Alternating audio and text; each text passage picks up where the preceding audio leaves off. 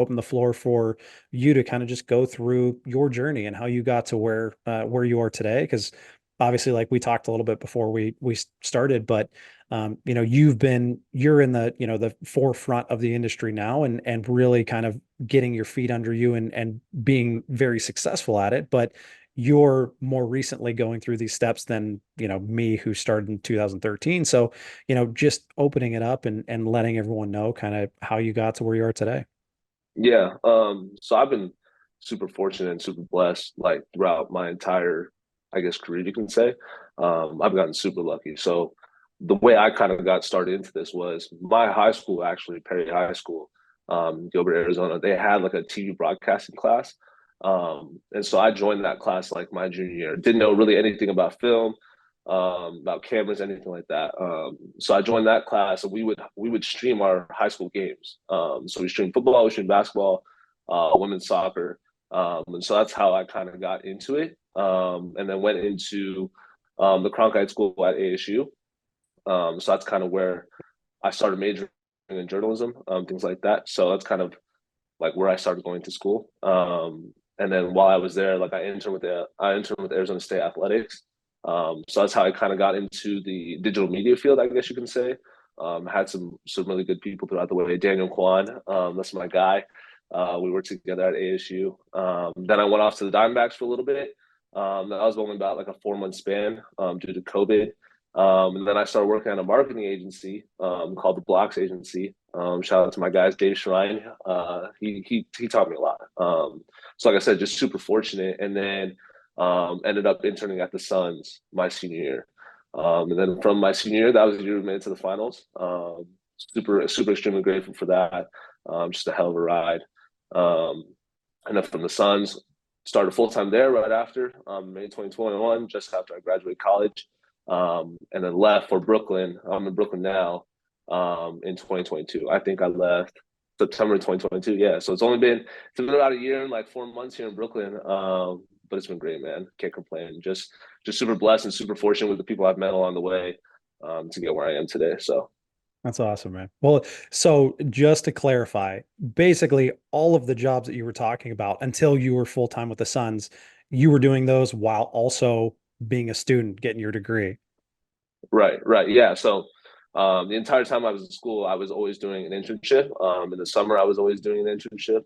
Also interned with the Arizona Republic. So yeah, just try to stay busy and do as much as I could, network as much as I could, and so that's really helped me get to where I am today, I would say. Definitely.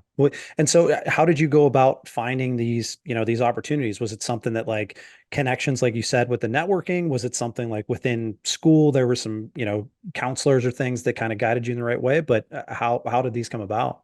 Yeah. So a lot of it has just been, I think, right time, right place. So the way I got into ASU, like my college roommate, his like mentor, his Cronkite mentor was the SID for ASU. He was like, hey, like check out these internship opportunities that we have. And like Cronkite, one of the things they always tell you is to go out and always like seek opportunities. And so I ended up applying to that internship, and I stood there for about 3 years. And I learned a lot. Like my guy Daniel Kwan, who I shout out, like he taught me everything I needed to know about cameras.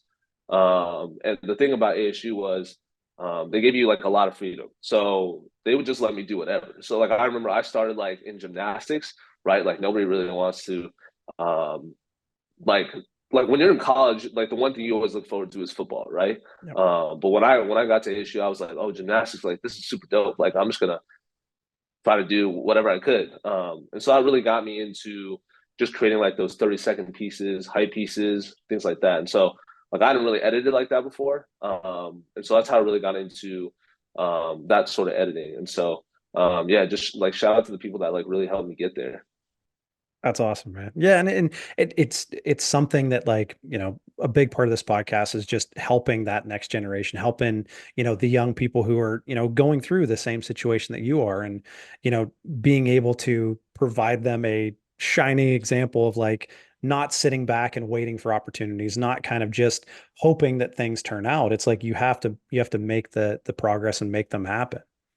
No, yeah, for sure. And I think just like I think like looking back to my very short career, I guess you could say. Um, like it's just like I said, the right timing, the right situation. So like with the Suns, like it was going to COVID that year. And I had met one of my professors at ASU. His name was Ike Easley. Shout out to Ike, he's a really good guy. And he was like, "Hey, we're looking for an intern. Um, let me connect you with my guy Nick Williams, who was my first boss of the Suns. Tremendous guy. And it's just like, yeah, just I would say like a big part of it is just taking advantage of your opportunities. Like at that time, like the Suns, we were really understaffed because of COVID. And so Nick trusted me with just doing a lot of things. Um, and so like for me, that was huge because I want to be like where I am today. Like I'm 24, still trying to figure it out, like that sort of thing. But yeah, just right timing, right place, and obviously like just taking advantage of your opportunities because you never know like when you'll get those opportunities again. It could always go to someone more senior. So just whenever you have those opportunities, like you just want to make sure you take advantage of those as much as you can.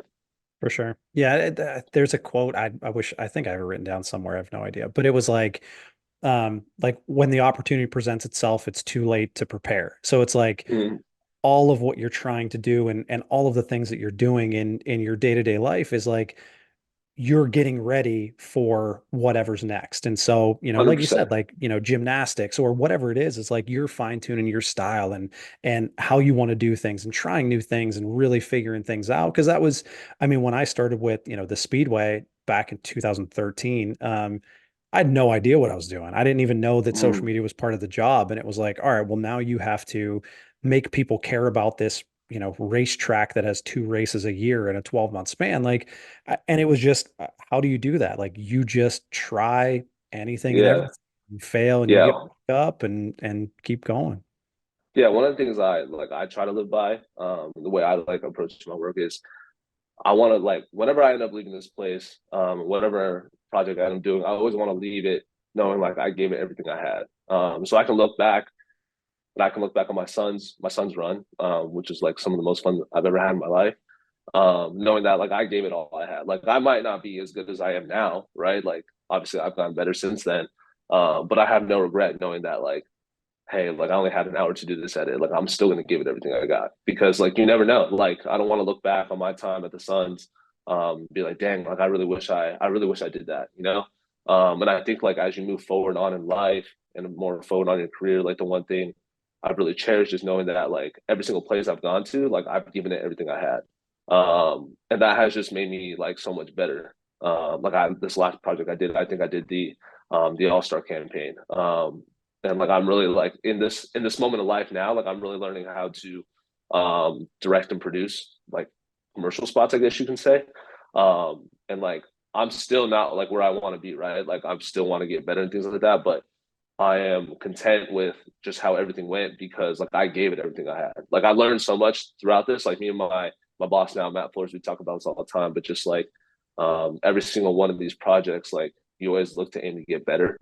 And I think a lot of that comes from just the mindset, like, hey, I'm gonna give this everything I got. Like I don't know how it's gonna turn out, like I'll figure it out as we go, but I'm just gonna give it everything I got. So that's a big thing that I really just try to stick by. Definitely, man. And it's all like it's a process, but it's also like you're building that foundation. Like obviously, like the things that I was doing with the Speedway in 2013, they don't directly relate to what I'm doing now, but like that was the start. And it's like you have to every step that you're taking in every project, every single thing is like it's building on top of each other of like, yeah, like your work, it hasn't been a long time, but it's like your work in Brooklyn's different than what it was in Phoenix. And it's like in such a good way where you wouldn't be able to do the work in Brooklyn without what you experienced, at ASU with the Suns, with the agency. Like it's all so intertwined. Yeah, 100%. I feel like in Phoenix, like a lot of the things I learned how to do was by myself.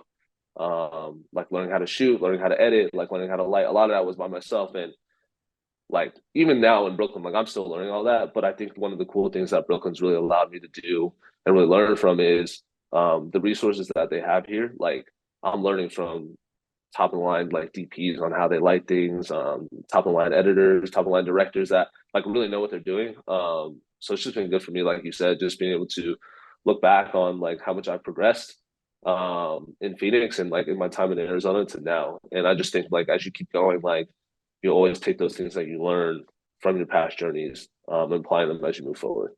Definitely. Yeah. And I mean, it's just, it's one of those things like you have to start somewhere, right? Like same thing with you. Like most of the stuff that I know, I taught myself or I was learning from someone else who's already been going through it and picking their brain. So it's like, you just have to, you can't be afraid to fail or you can't be afraid to not know all the answers because in this industry there is no possible way, like even James Cameron, like Martin Scorsese, like they don't have all the answers. And that's why they're so Right, great is because they're continually learning. They're trying to get better, even though it's like, they're the mountaintop when it comes to this stuff.